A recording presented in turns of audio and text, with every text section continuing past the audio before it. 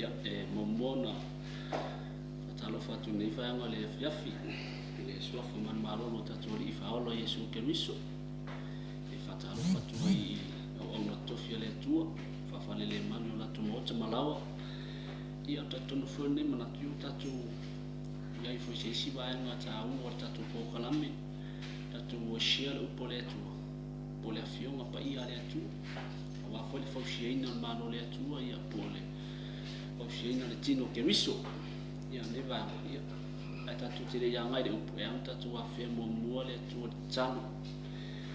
le tu ia matu ra avia tu oi la fa o mana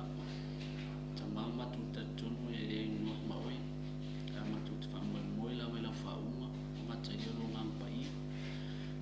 pa ia foi ma foi na lo upo lo tu ma nga la fa na le fiafi matu e fo tama matu po kala no le shia upo le tu por sia ona wa fioma foi sianga e mo mawina lo le lema lo fa mau e mo ngai lo lava vi ina fa manuia foi nisio mai mo mai foi no nei po kalami e o ona fa manuia foi lo mato tu ne fiafi ya na tia tangata pai pami male ai a dia in feta lai o Yesu Keriso e mo ngai lo lava vi ina e fa va foi atu atu o te malu ino ne su mene Oi,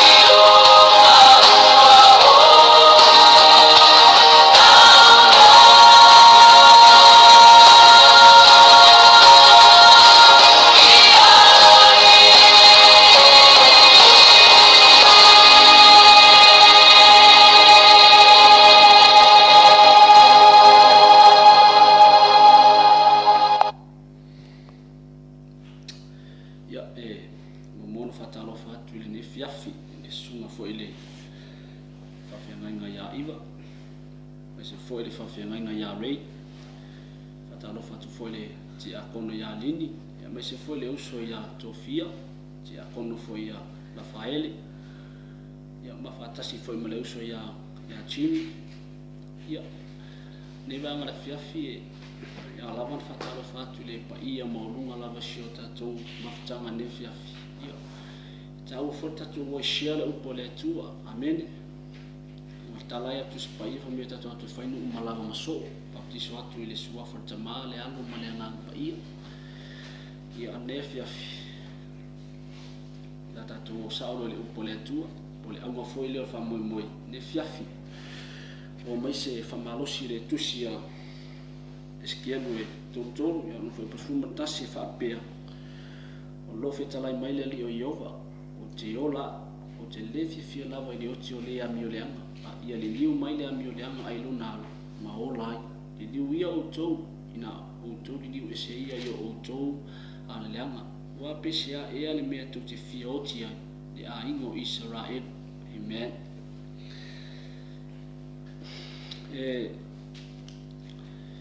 e manake whapea se autu e le fia le atua i le oti o le tangata ami o le anga amen ngatu autu ne fiafi e le fia le atua i le oti o le tangata ami o le anga ia ne fiafi o tato iai se vaitau e le toi po foi male nei foi taimi i le season foi o tato iai foi taimi o whamai ngata foi lea o sola langi whamai ngata i lea i e foi le se istangata foi ngale o le atu le nei taimi ia e whaleo ngalua ngata foi lea ia po sesi foi o laua o eni manatu se lua e fili manuia po le manuia pe ona fetala ia tu se te no metor sfula lo foi o pesuma le iva mai tala mo se o te wala au le langi ma la langi fai ma moli mal ia o tou fili le manuia po le malai o le oti ma le ola amen ne la fiafi ta ua tatu o share le upo le tu ai foi nisi o fia maua se i fa mat fananga i al tem tonu la ni au ngai le upo le tu se si foi nei o la ni time yo fi fianga la lani anga to foi lea yo se si foi yo la tu alela tamo foi mo se fa tara o se si foi la matana tano fia la ma losi pe ula se maluanga ia upa ia le tu fa mai le fia le tu ali o tanga tami o le anga ai anga sala e vala au le tu e fa mangalo o le tu ai to anga sala e vala au fa mangalo o le tu ai anga sala e oti e faida mi o tonu le tu e avisa o tanga te se odi na mala mi o le ngatula yo le tu alofa ia le mo fa na me se anga kulo le ia mi sa tanga te se odi amen nela te e tau ele tatu falu longo pea i le feta lai tu sa o me le ngang pa ia e au pea o tatu sa vali ala le atua amen e fio le feta lai le tu si le a iskielo e sumar valu alo fa pelo furkol lu fulima na tatou faitau pe iai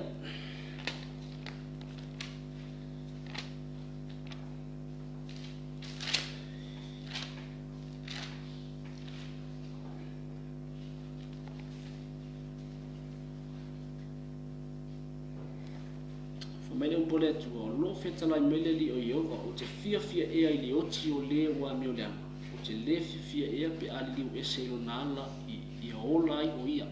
amen famele kala le tua o ke le fia e ai li oki o le ami o le al manga ongo le tua ia e oki o e faia lon fina ngalo amen mana ongo le tua ia e oti o e faia lon fina ngalo manga ongo le tua e fore taimi e luti ai o tatu tangata i maftianga e ngata foi lea o mea lo whapena whetuleni mai le nei vaenga nei foi vaitau ngata ele o tatu iai foi nei vaitau o tatu whalongo longo foi i tala mai atu nui mau pe ona tau nu ele upo tu spaia e ai te mi ma tau ai ma lo si tau ale anu ile anu ngata foi lea ia o kako i ai foi kai mi e ka nu ele upo le tua amen ka mu la fionga le tua termine tatu sala mo ma tatu foi la lo tafu e sa tau ngata foi lea ia nisi foi sa ka penana sai tono fartanga ia uto foi tua lo fatari Yesu mo e amen lo fatari Yesu mo e tasi ala no e te leto e mawasi si ala no amen tasi ala no e o mele tu mo e al termine lo fo e la lo tafu el sa tau mai tala Yesu amu ia le mo mai e lo fa pe ala bona fai amen la fionga le tu e moni ma fa mauni ata tu sa vani le fionga le tu tatu tatu tatu te wala watu tali le tu amen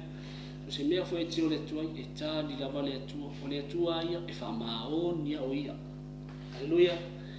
la ngai le pelo ale upo le tu la fionga le tu fa mai e fa tau ma ai umo nei tu so se mea foi la ya e manuia me manuia la walu e manuia la usau manuia me tango yo lima ia so se mea foi te fa longo longo yo fola mala unga do upo le tu e tāu alo whanongo ia. Haleluia. O lo momoni mai ana au auna. Taimi whone, ia tātou tū whapuru wanga mo laulangi. O tātou iai vai tau e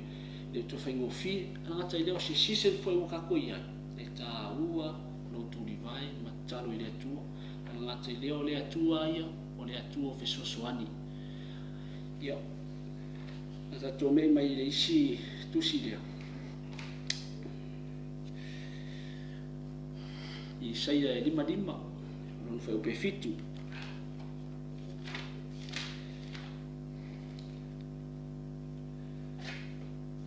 ma le valu e fa pelo no foi tau ia lafua ia le wa mi o le anga lo na ala haleluia upo le tua e moni fa mai o tangata o lai ola le ami o le anga o le taimi nei tano e lafua io na ala le anga malava kaimi wa kama sa vali ala le atua o ala le atua ele o wala na o manatu fo le atua manatu i e manuia ele o manatu le atua ni e fano pe o le vava mamao sa sai masifo le vava mamao manatu ma ala tangata ma ala le atua a termine tau e sa vali ala le atua ia so mai fa mai mare tangata nga sala ia la fo ia i ona manatu wa fa maoni le upo le atua tangata leanga e kango la foi o manatu a termine ia e nofo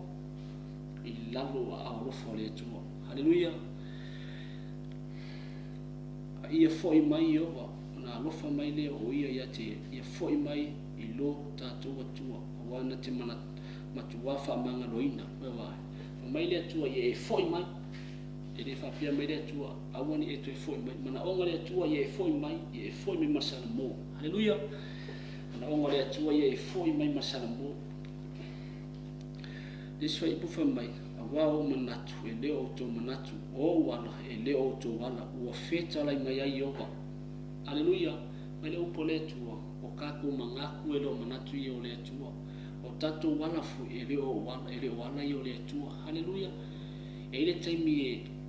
tato te whano i o tato wala angata i lea e fole taimi tato te whano i tato manatu a manatu maalo le atua e manatu ne e manuia ia ola oe ma ia e maua le ola e whaolau